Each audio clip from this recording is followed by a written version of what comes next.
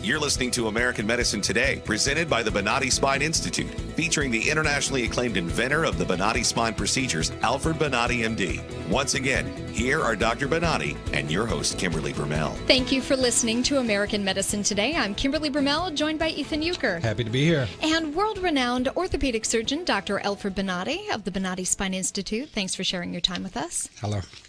You know, we have a special in-studio guest. We'll get to him in just a moment, but when you think of spine surgery, it's never something you want to rush into. But once you know that you've exhausted conservative type treatments and you're still not getting any better, and even if you've gone from doctor to doctor trying to get pain resolution, and if they tell you you need hardware, leave it for the toolbox. It has no place in your body. We don't try to confuse people into getting wire in their back, rods or screws. They just lead to a multitude of other problems. And in fact, Dr. Bonati created patented methods to be able to remove those things and release the nerves from being mangled and tangled by those types of devices. With that said, we have such an incredible show lined up. We're going to speak about a Parkinson's treatment. Yeah, John Alexander, he actually was the guinea pig, first. volunteered to be the guinea pig for this deep brain stimulation treatment. Amazing. And it worked. Yes. So that's, if it didn't work, we probably wouldn't be talking to him, but it worked. So he's going to be on the show a little bit later. On that morbid note, we're going to talk about Obamacare repeal. Which is actually going to be quite a happy subject. And then, of course, we'll talk about what's new in American medicine today. But up first, in today's Back to Life segment, we will talk to a patient of the Bonati Spine Institute who went from living a life that was restricted by pain and discomfort through their journey of finding the Bonati Spine Institute and are now living pain-free. it is my pleasure to introduce our in-studio guest, Andy Dassing from Safety Harbor, Florida. Thank you for joining us in studio. Oh, hi, Kimber. Pleasure to be here.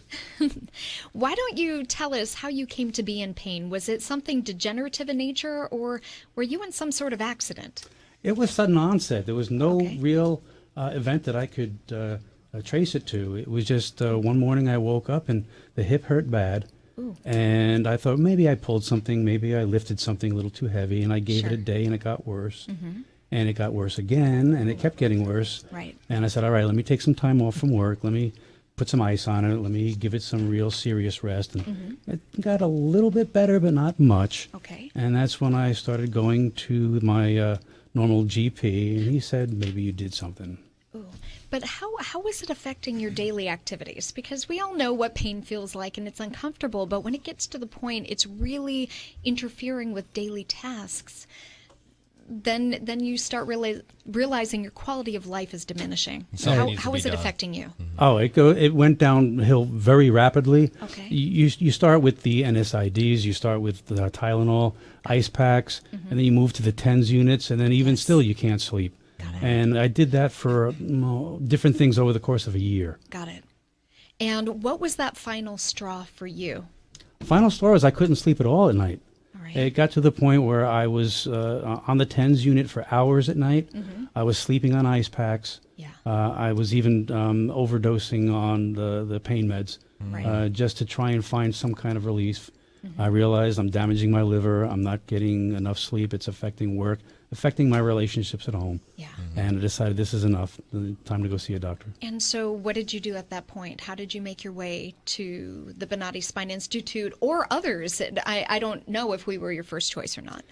You weren't. Because of our wonderful healthcare system, I had to go see my GP? my GP first.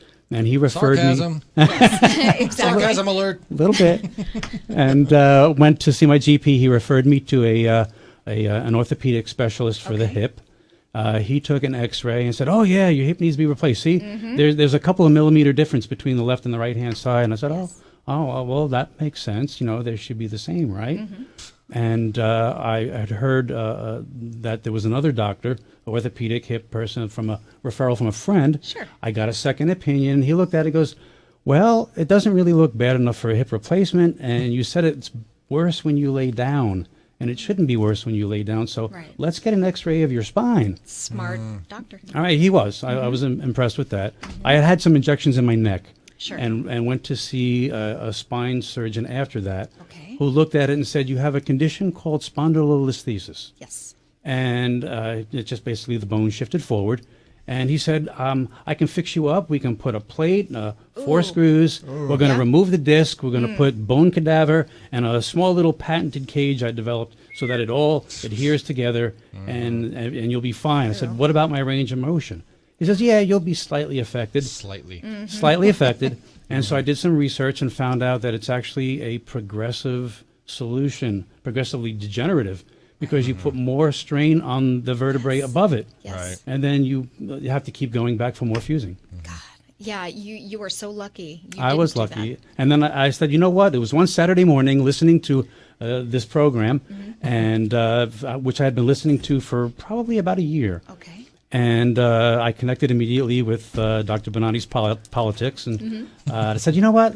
It's a free MRI evaluation. Why not? Right. And so I went in, and of course, I had Paul at the front door, the concierge exemplar, newbie by name, came in, gave me the name tag, and it started there. And what did you think about that in-person evaluation with the doctor? That was amazing. Most other places you go to, they'll pass you off to a nurse practitioner or some physician's assistant, and they'll give you a general idea of what your condition is and what's going on. I had Dr. Bonatti come in with his entourage following him, and he looked right at it, and within seconds went, no, you need this, you need this, you need this. Right. And he said, this is what it's going to take. I wish I had better news for you, but it's going to really fix your problem and not just treat your symptoms. Right. We need to do this. And what did you think about the use of conscious IV sedation? I thought it was kind of great. I don't know if this is off topic or not, but I had no anesthesia for my last colonoscopy. Okay. And I got to watch Brave the man. video. Actually, I had, because, well, let's talk about the healthcare system.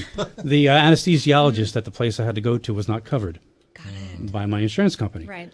And so I had heard that it was optional, that you didn't have to get sedation for a colonoscopy. And I said, Right. well, let me try it. And it wasn't that bad. I mean, it was uncomfortable, but it wasn't painful. Right. And so watching the video, I was familiar with that. And then when they gave me the option, they laid me on the table, and I'm looking right at a monitor. Yes. I said, wow, this is pretty cool. Unfortunately, because of maybe, I guess, my physiology, I don't remember a thing. That's okay. I remember a few minutes of looking at a video when they were doing something in there, and I asked some questions, and then it all went away. But they tell me I was a good patient. I answered the questions properly. So, And when did you notice? I mean, first off, at least, I've been through the process. I have had neck surgery, so I know what it's like when you can watch, and it's amazing. What did you think of it? Just real quick, being able to see your surgery, even if it was for you Momentarily. Yeah. Well, the concept alone showed me that there was a transparency available at the Bonatti Institute that I didn't get in any other. In my 58 years on this planet, I've never seen it. Right. That to me is confidence Yes. in the people who are doing the procedures, as well as providing me with a comfort zone that, had I been able to stay awake and remember it, that would have been a cool thing. It's like when you go to a restaurant and they have an open kitchen in front of Right. you. You know? Yeah, It makes yeah. you feel good. It's like, Wouldn't I that can be see cool? what's going on. They're not, throwing boogers in my burger. I can see what's happening here. Again, That's a good concept, yeah. But also because you Good can... analogy. I'm great at those analogies, but also it's important because, as Kimberly mentioned, you can talk back and forth with, even though you don't remember, but you can talk back and forth. Right. And is that the spot? No. Okay, a little lower. Is that the spot? Yep, there's the pain. yeah, Right. fine tuning. That's great. And so, when did you notice a relief of the pain that brought you in? Because they stage their procedures where you target one area at a time. And when you do that, you have relief in those areas. When did you notice that relief in the area you came in for? Because it was 3 vertebrae that targeted 3 areas Sure. of my left leg, I noticed immediate relief in Okay. each of the zones that were being treated. Sure. So it was like a gradual reawakening where I Correct. got a little bit of relief. This is good. Kind of gives you incentive to go back. Yes. Where sometimes you get procedures done, it's like, oh, do I have to go back again? Isn't it amazing, though, when you target the areas at different times, how your body masks pain? Yes. Because they always try to get the problem that's causing you the most pain first. They try to target that first. Yes. And then all of a sudden you start feeling those secondary pains, and then you start to realize how much pain you were really in. That's correct. That's correct. And Yeah. that was brought to my attention by Dr. Scott, Dr. Hirschhauser as well, who had said that, you know what, we're going to fix up things, but Correct. it's like when Don't let it frighten you don't when let you it feel frighten. the Yeah, next. you're going to Yes. feel something a little bit more here, or you may feel in a different location because Correct. you're taking the pressure Right. off and you're changing where things go. So it was great to know that when things changed, that Yes. information, that level of information that you're given as a patient, was fabulous. And what was the recovery process like for you? It wasn't bad. It was, lots of ice. Of course, the hydrocodone was Right. not hurtful. Right. So but I have a very high pain tolerance anyway, so I Okay. minimized the use of the pain meds. Sure. Because I wanted to know, I wanted to feel, is it getting better? Is Yes. it not getting? I didn't want to keep masking it with meds. Yep. It's kind of counterintuitive to getting fixed. So Absolutely. I stuck with ice. I stuck with rest and doing what was necessary and minimized the medication. It was great. And when were you able If to... I would know that you were taking hydrocodone, I would steal that thing from you.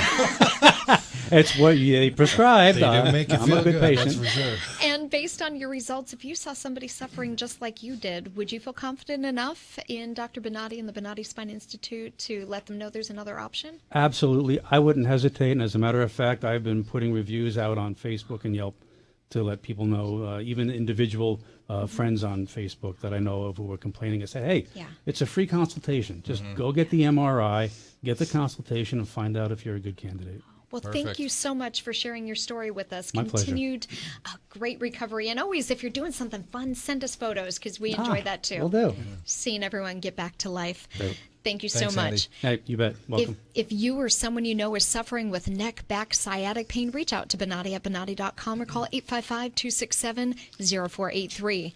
Coming up after the break, we're going to talk about Parkinson's treatment. How long Brand new since you... treatment.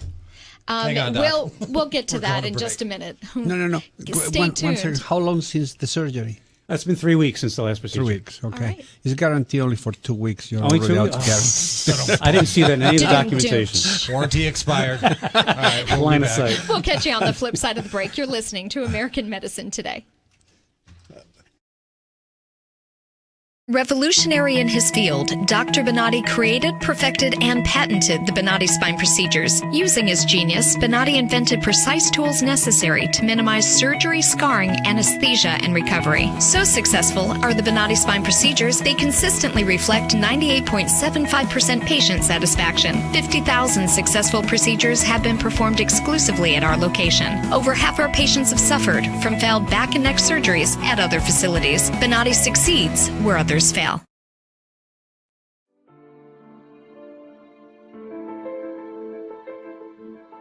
This is the first time that I am pain-free after 18 years. And it's just wonderful. I love it. Phenomenal results. No pain whatsoever. My pain is virtually gone. Nothing short of a miracle. Those surgeries gave me my life back. Already, I feel like a new person. I'm going home new. I can chase my grandbaby now. I can garden. I can cook, and I'm really thrilled. The outcome has been remarkable. I feel 100% better. It's like a miracle. It was phenomenal. It literally did change my life. I was in a wheelchair at that time, and I left here walking. Every single pain that I had when I came here is gone. I'm ready to go home and feel great. This place is great. Thank you. Everything that they said they would do, they have done, and I'm very, very satisfied and happy with those results. I knew in surgery, in fact, I told the surgeon when he relieved the pain off the nerve. The pain is gone. I'm feeling wonderful. I have no pain. I feel better than I felt in 4 years from the surgery. It was almost immediate relief. Today I am totally pain-free, which is just amazing. It's fantastic. It definitely works. I mean, I really don't know what else to tell you. I'm happy.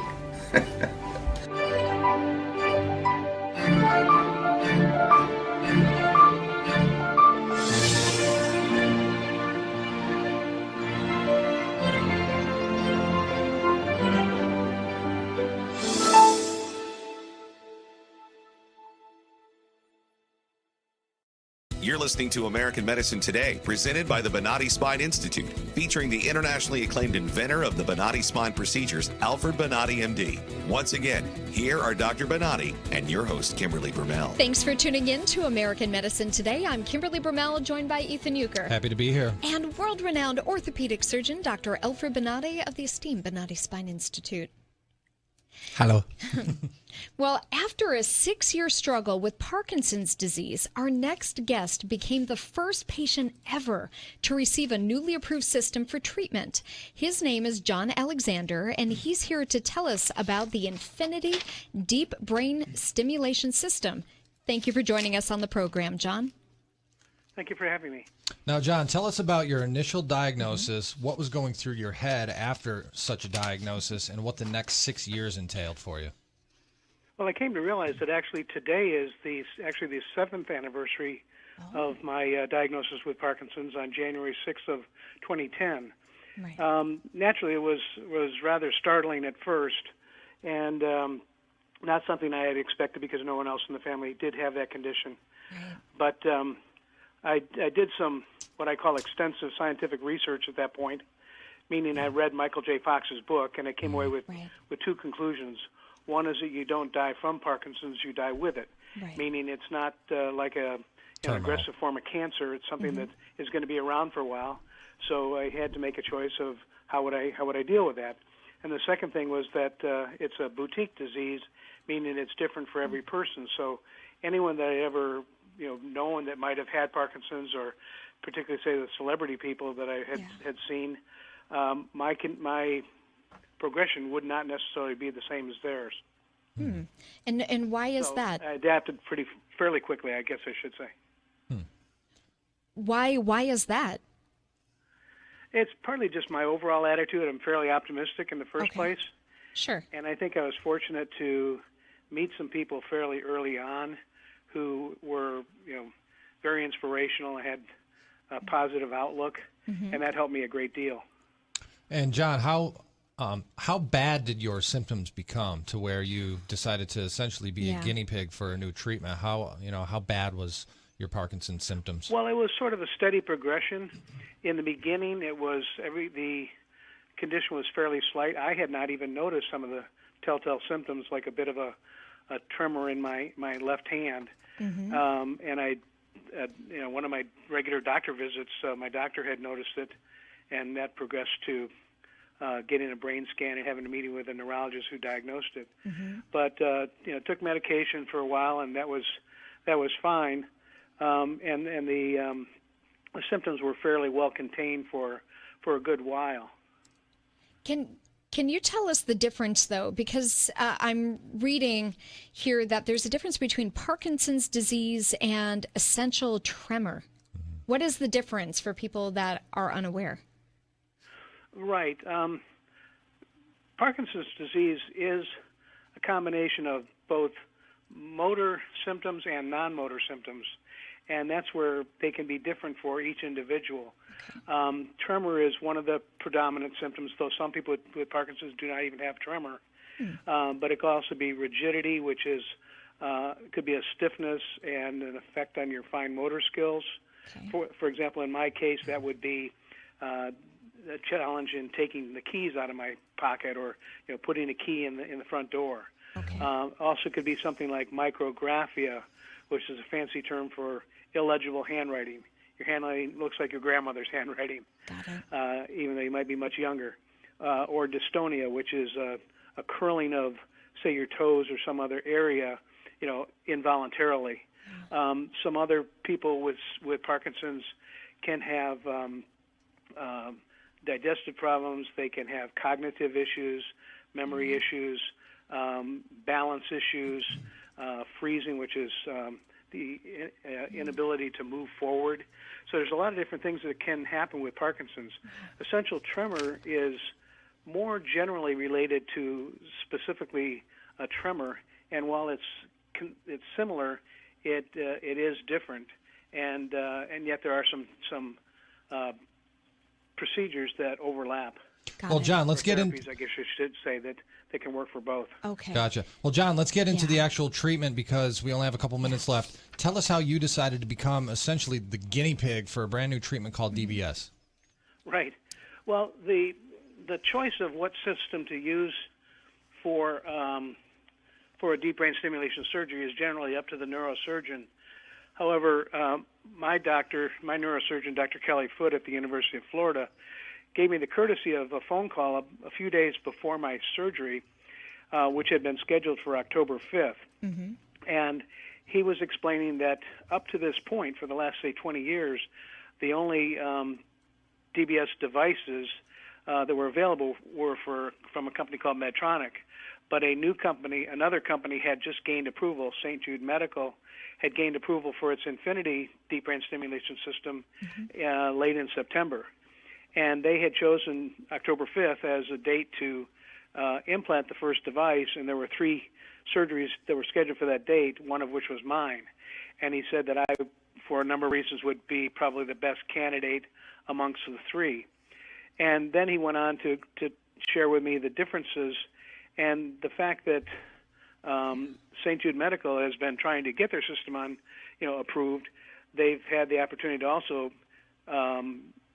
have advances in their system. Okay. For example, there's 8 what are called leads, which is the end of the wire that sends out the electrical signals to areas in the brain, whereas the other product only had 4. Okay. And then as far as programming, which is controlling exactly what impulses go to those various leads, the St. Jude Medical product has the programmer who's part of the medical team has an Apple iPad to use to program it, and then as a patient, I actually have an Apple iTouch to use to select between different programs. Now, when I was reading, it said that you can bypass certain areas that would cause problems. And only affect the ones The idea of having, say, 8 instead of 4 leads is that much more opportunity to have positive benefits and avoid negative benefits. Yeah. So, for example, one symptom of Parkinson's that people know about is called dyskinesia, which is sort of an involuntary flailing of the arms and such, or kind of rolling of the head, that kind of thing. If they were to send power into the wrong area, it could actually cause that negative side effect to occur. Wow. So here they're able to work around that and avoid that type of issue. Unbelievable. What happens if you don't have access to the device? Well, it's not really that critical. Everything really is internal. Okay. There's a wire that's installed or implanted into the brain, and then that runs down your neck to the what's generally called the battery, but I think the official term is a neurostimulation generator. Okay. So that's the device, and probably really a little computer that's very much like a heart pacemaker. And so that part is installed in the chest, and that's working all the time. And that has a battery that does not need to be recharged. It's good for from 3 to 5 years, depending on when they feel they need to replace it. But the device that I have for controlling, if I'm away from that device, that has no impact on my receiving the steady signals that I need to control my symptoms. And we're almost out of time. Just quickly, how are you doing after the surgery? Doing great. I go back to visit my doctors once a month for the first 6 months. Sure. And they alter the program slightly to optimize my the improvement of my symptoms. And so far, that's worked out extremely well. But I currently have 6 different settings that I can choose, and they can program up to 16 different settings, which is a remarkable amount of flexibility. Oh. Interesting. Well, we'll check back in maybe a few months and see how you're progressing, John. Fantastic. I appreciate it. Thank you so much, John Alexander. He is the first person to try the Infinity Deep Brain Stimulation System. For Parkinson's. Thank you so much. Thanks, John, for joining us. Thank you. Bye-bye. Bye-bye. Good stuff. Amazing strides in technology. Make sure you stay tuned after the break. We'll be back. You're listening and watching American Medicine Today.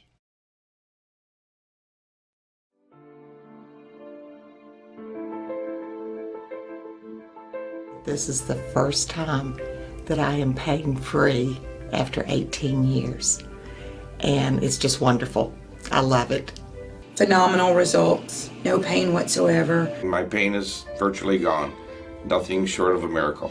Those surgeries gave me my life back. Already, I feel like a new person. I'm going home new. I can chase my grandbaby now. I can garden. I can cook. And I'm really thrilled. The outcome has been remarkable. I feel 100% better. It's like a miracle. It was phenomenal. It literally did change my life. I was in a wheelchair at that time, and I left here walking. Every single pain that I had when I came here is gone. I'm ready to go home and feel great. This place is great. Thank you. Everything that they said they would do, they have done, and I'm very, very satisfied and happy with those results. I knew in surgery, in fact, I told the surgeon when he relieved the pain off the nerve. The pain is gone. I'm feeling wonderful. I have no pain. I feel better than I felt in 4 years from the surgery. It was almost immediate relief. Today I am totally pain-free, which is just amazing. It's fantastic. It definitely works. I mean, I really don't know what else to tell you. I'm happy.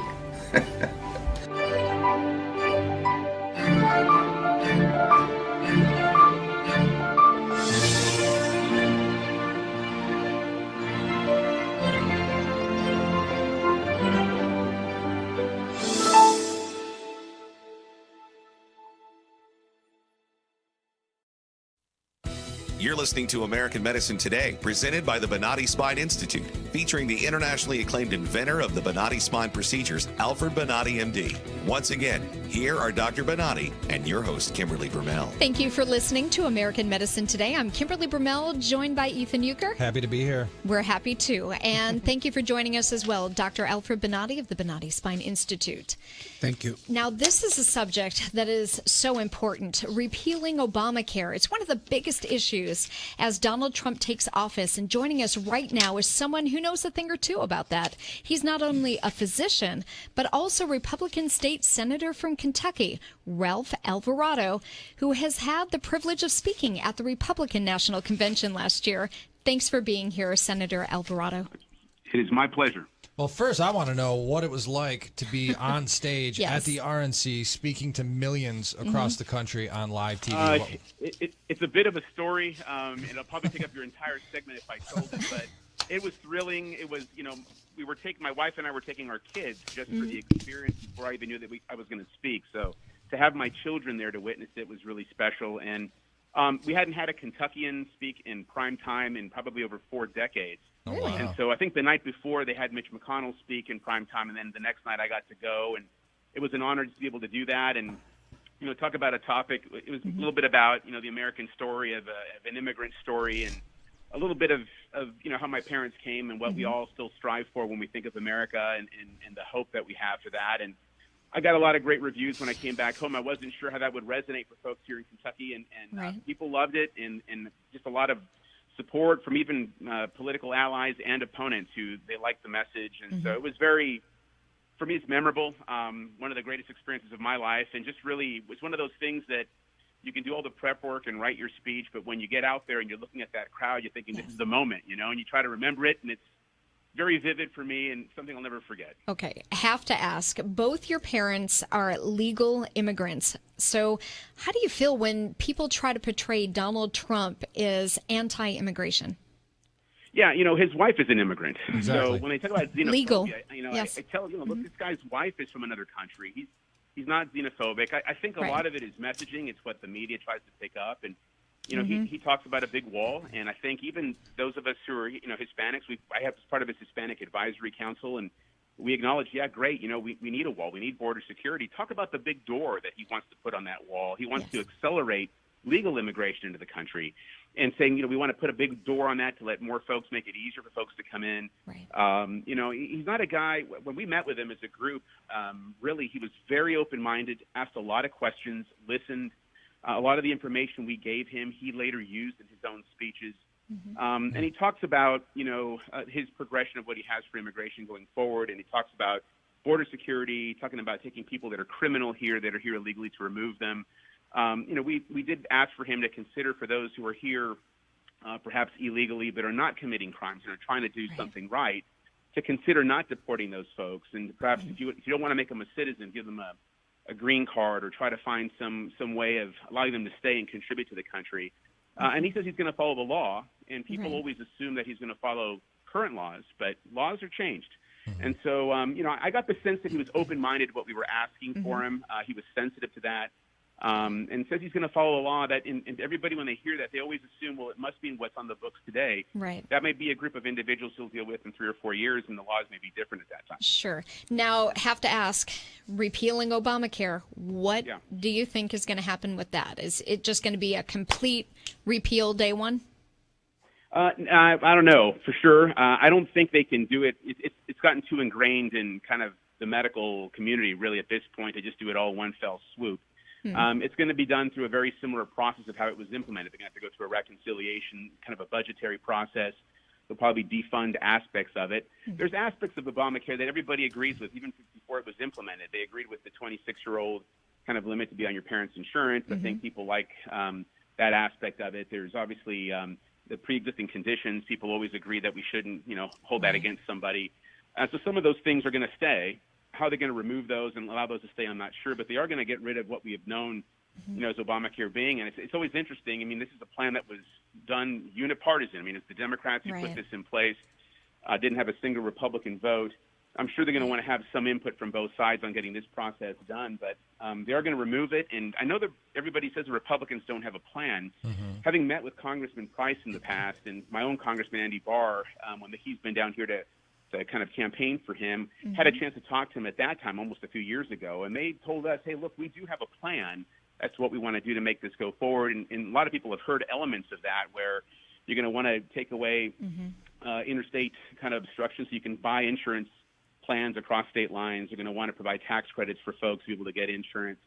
They're talking about perhaps doing, state high-risk pools within states to allow them to accommodate some of those folks.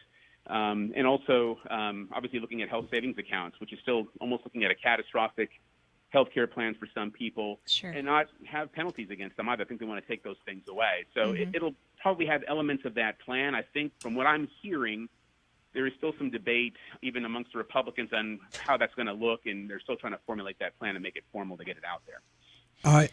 I really think if we increase just a type of a competition between the insurance companies, opening all this monopoly that they are in every state. If you have more than 50% of one insurance that is responsible to maintain the population of that state, and then you don't have any choice. But if you open that and you feel that they're going to treat you better in Alaska and you're in Florida and you buy Alaska, let me tell you this, that is going to make the insurance companies to perform better. The problem that happened with the insurance is that, and this is what we need to start to focus, we keep focusing on Obamacare. Obamacare is a disaster. It needs to be removed, period. But the system, to replace the system, we need to go and start to look, how are we going to increase the competition? And if you just allowed the people to start to buy the insurance in other places, you will see how the insurance companies immediately will dislodge this type of a monster that they created when Obamacare came over to be law. The insurance companies, they associate and they create a one insurer associated with 2 or 3 different small insurers, and this situation that they adopt those insurers to be now in conglomerate, then they were able to put the prices in the way that they want, to put the restrictions the way that they want.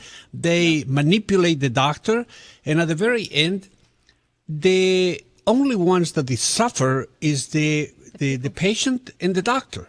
Yeah, you're absolutely right. And I agree with everything you just said. I mean, I'm still a practicing physician, and so I know the frustrations that patients have with higher deductibles. They get less for that. They get nothing really for that deductible a lot of the time. They can't afford to get health care. You have a huge number of underinsured individuals now.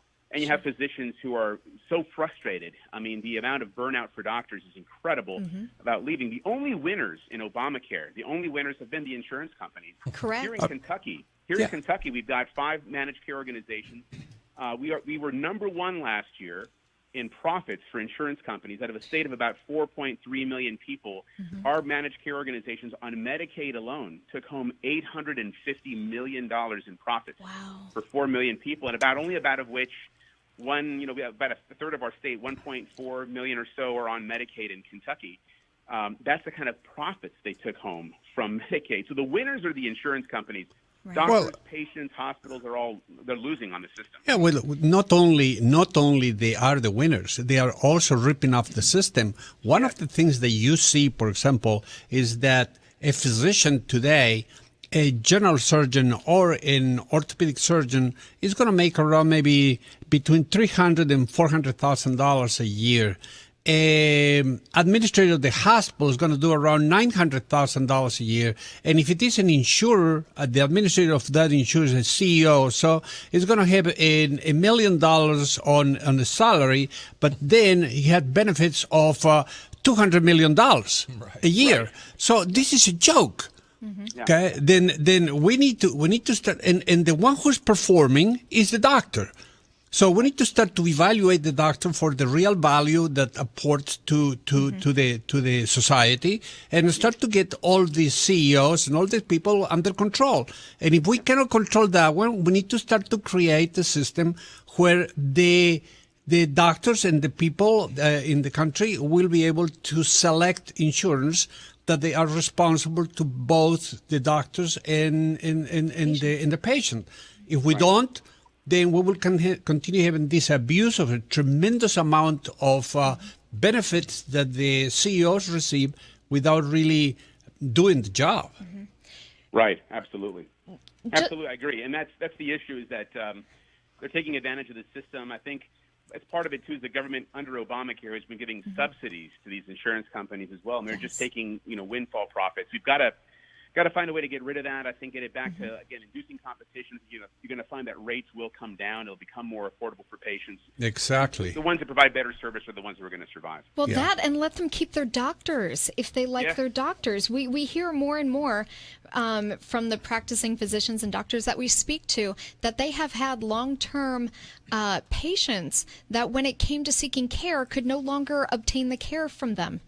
Right. Yet they had been with them for years, and so they really knew their individualized cases. It's really a shame. And also, I think we need to start to get the physicians to evaluate the insurance companies. For example, one of the great insurance companies in the country is United Healthcare.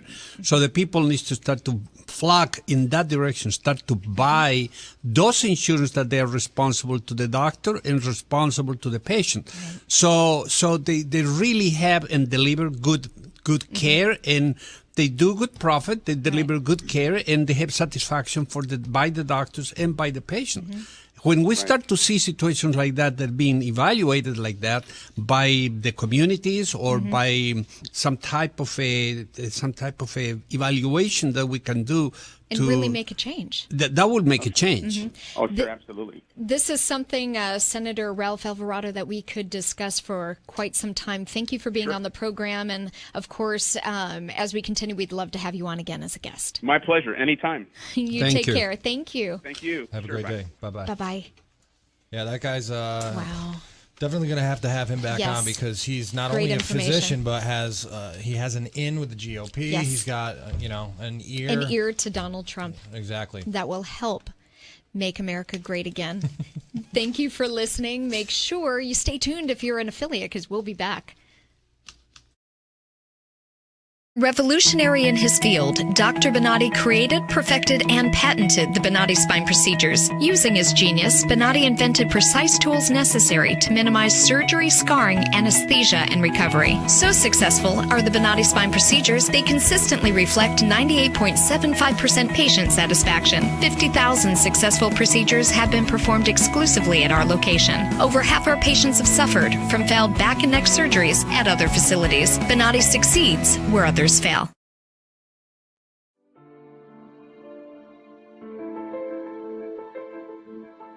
This is the first time that I am pain free after 18 years.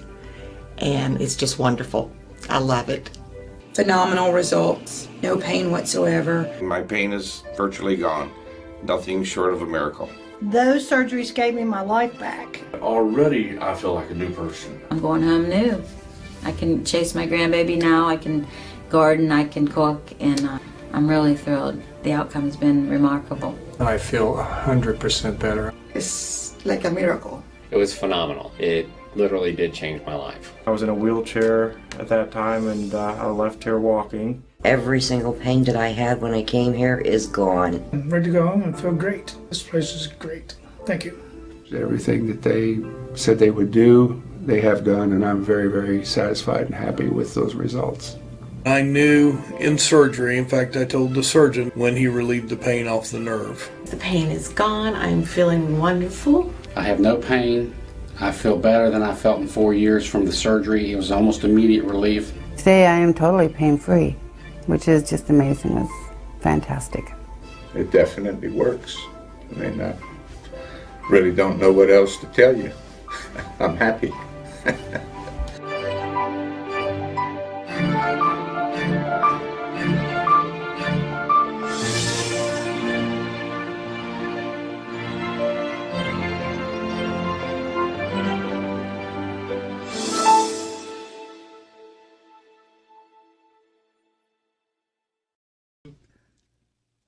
You're listening to American Medicine Today, presented by the Bonati Spine Institute, featuring the internationally acclaimed inventor of the Bonati spine procedures, Alfred Bonati, MD. Once again, here are Dr. Bonati and your host, Kimberly Brumell. Thank you for staying tuned to American Medicine Today. I'm Kimberly Brumell, joined by Ethan Euchre. Glad to be here. World-renowned orthopedic surgeon, Dr. Alfred Bonati. Nice to see you.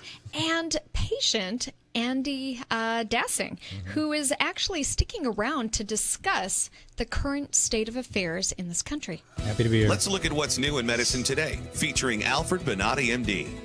So what's going on, Doc? Well, for a while now, the same thing that we started before with the veterans, and we were the first ones to start to brought the attention about the mistreatment of the veterans. We also start to talk about the changes on the politicians, that they need to be responsible. Just for a few sessions, I'm trying to bring another concept, that is the draft. In the 1973, the veterans were, the country changed the direction of the draft. The Vietnam War create practically two different types of personalities. The individuals that they were being educated, they hide inside the universities or training programs, and they were exempted from going to war. The rest of the population was drafted. The problem with that is that creates two different types of people. One of the personalities that really change the way that the American men at the time become a different type of a man. The generation of the Second World War was so strong because everybody was responsible to defend the country and protect the country. And with that type of a mentality, they respect the flag, they respect the national anthem, they respect life, they respect family, they were honest, were hardworking, and that's what we call the golden generation. The generation after the Vietnam War is a bunch of wimps. So we have individuals that they hide in the university training, and these individuals were then educated with the concept that you shouldn't do anything for the country. The country should do everything for you. So the next thing that we have is that is how this enormous amount of change in the mentality of the educators is changing our kids. So what's happening right now is the people in charge in government and the people in charge on the schools and the people in charge in the universities are those wimps that they never went to war. It's the dirty hippies that were standing exactly. around protesting, the dirty weed hippies that are now teaching this generation, right? Now, look at the difference of the individuals that they come from, actually from the theaters of the actual Afghanistan or Iraq wars. They are strong, they are clear, they love country, they are committed, they are different individuals. Then look at all these professors of the universities. Look at the tremendous amount of lack of really responsibility that we have on, including this election. We just have this election, and everybody's crying because Hillary Clinton didn't become the president, and they are giving him dogs to therapy dogs. To hot protect them. And counselors, and Clay. safe spaces. And, Yes. They're coddling them because they can't quite deal in They're reality. snowflakes. They're precious. Yeah. Yes. I think you we're talking a few minutes ago, and I want your opinion because you said something that's very important. They Indoctrinate? in Israel. Oh, in Israel. You cannot go to school unless you serve the country. That's correct. It's mandatory. Yes. You leave high school, you must do 2 years. Whether you go into a trade or into a university, you have to put in time in the military because it's important to their survival. Absolutely. Not only that, I think we need to go ahead and remove this democratic mind that is a cancer for society. We need to remove these wimps out from the system, and we need to go and reinstate the draft. So this education that is being done in the schools now is going to be wiped out completely by the sergeants in the army. They are going to make you responsible, ethical, strong. They are going to make you responsible and hard worker person. Right. That's the type of people that we need. That commitment. I think we can regain the generation of the gold generation that we have in World War II if we switch to a draft and we put the people back in between 18 and 25 years old to be responsible to the country. Maybe that'll put downward pressure too into the school systems to start teaching the Constitution, constitutional principles as well, so that it's not a shock to the system when they finally get done with high school and they need to go into the military, that none of this is new. Right. Yeah, absolutely. When I see people that they are not respecting the national anthem, they're not respecting the flag, if you go to if you're being drafted and then you come out from that and you're a normal citizen now, somebody's going to start to burn the flag. I promise you are going to be pretty upset. Yeah. Because they already taught you that respect in the army. But if you never went to the army and you never have any responsibility like that, then you're going to continue being an irresponsible individual. And that's a look at what's new in medicine today with Alfred Bonatti, MD. Very important subject. Creating an environment of love for country, because this country is on a downward spiral, and if we don't do something soon, that can drastically change our country forever. But hopefully we're on the right track, because Donald Trump taking office very, very soon. Thank you for listening to American Medicine Today. We're going to say bye-bye to our main station, News Radio 970 WFLA, but hang around if you're an affiliate, because we'll be back for more. Thanks for listening. You're listening to American Medicine Today, presented by the Bonatti Spine Institute, featuring the internationally acclaimed inventor of the Bonatti Spine procedures, Alfred Bonatti, MD. Once again, here are Dr. Bonatti and your host, Kimberly Brumell. You are still listening to American Medicine Today. I'm Kimberly Brumell, joined by Ethan Euchre. I am still Ethan Euchre. And this man over here is still world-renowned orthopedic surgeon, Dr. Alfred Bonatti. For only 2 more weeks. Let's look at what's new in medicine today, featuring Alfred Bonatti, MD. Then what happens? Rest assured, he's not going anywhere. It's all you, What's Doc. going on, Doc? Obama is going, I'm going. You're heading out too? Gonna go play golf with Obama, probably, right? Oh, no. Yeah. You'll four Exactly, cracker in the whack. back of his head. Exactly. All right. So what's going on, Doc? With He'll be on his So dart. I think we need to start to organize our mind Sure. on how to understand the insurance ratings. Mm-hmm. I really think it's a very, very good idea to start to rate the insurance. And to do that, there are some organizations that they are already working with this concept. But it's important to understand you have no choice. Right.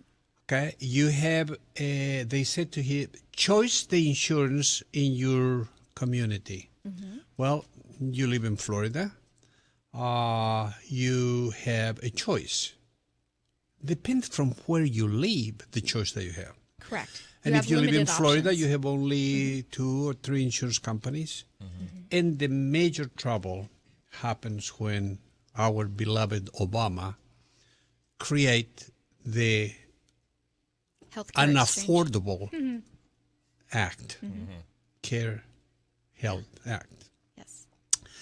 Problem with that is when he create that, like everything that happens in business, Mm-hmm. if you tackle the right side, the left side moves very fast. Correct. Well, then when Obama, with on his mighty thought, will control the insurance and will create all this health care and all this, everybody laugh about him. What the insurance company did immediately is they gather how they are going to survive this extra money that they need to put on the market because there are certain obligations that the law was pushing on the insurance. Correct. And what they did is they did something very clear. They increased the market share. Mm-hmm. When you increase the market share, the first thing that you do is to merge by acquisitions. Mm-hmm. So as soon as you merge by acquisitions, the next thing that happens is you don't have any more choice. You have now Monopolies. a monopoly. And when you have a monopoly, then you dictate the price. Mm-hmm. So all these things that we see today on the market, that they are out of pocket, the deductibles, we never heard about those ones before Obama. They didn't exist. They were very minimal. They were $50, $25. Yes. Today is Minimal. $15,000 or Exactly. $20,000 or things like that. That you go, this is ridiculous. Right. Yeah, I mean, They weren't so unattainable. well, I just remember Yeah. there being co-pays and things like Correct. that. Yeah, you but know? the copay was $50. $5, man. Right. Yeah. All Yeah. right, and then you go $5, and even if you go $5, you go, what the hell is I this? still gotta pay Why I need to $5? pay $5? What am I paying okay. for? Yeah, And but now it's like I have 100, patients. 200, 500, 1,000, 5,000, 10,000. Yeah, and it's no service because the problem is you have an insurance that you pay every month, but the problem is you cannot use it. Right. Well, So- it covers less and less. You're paying all this money for nothing. Well, Pretty much. you pay the money, but when you go to a doctor, the doctor looks at you and say, well, you cannot be treated because to treat you, I need to charge you $10,000. And you go, what? Yeah. Right. All right. And if you need to do surgery, they don't cover you because now you have to pay $15,000. That's actually an interesting point that I've never thought Mm-hmm. of, Doc. Could a doctor do that? Because if your deductible were $10,000, could your doctor say, well, listen, I'm going to charge you $10,000 because then it meets your deductible, then your insurance company will cover it? Or that's unethical or there's something illegal about that? No, more than that. You need to do that What do you mean? by law. When you come to the physician and then they said your deductible is $10,000. You don't cover your deductible, you cannot touch that patient. Right. Now, if you touch that patient, you say, forget the deductible, I'm going to do for free, you are infringing the trouble. law. That's insane. Yeah, and then that is punished by Yes. you have a punishment by law. That's Right. infringement of the law. So the doctors are totally They're crap held in a hostage. situation that they cannot treat the patient. Sure. The patient feels Neglected practically or- exactly. Yes. The patient feels Abandoned. neglected. Mhm. The doctor doesn't know how to control that, Right. and the insurance company, they said, if you don't do that, you Mm-hmm. cannot treat the patient. Correct. So all this horrendous mess that Obama created, the insurance companies take advantage of it. Yes. And then they create incomes that they are enormous incomes, but not in benefit of the patient and not in benefit of the doctor, because now the doctor needs to ask permission to treat the patient. Since when?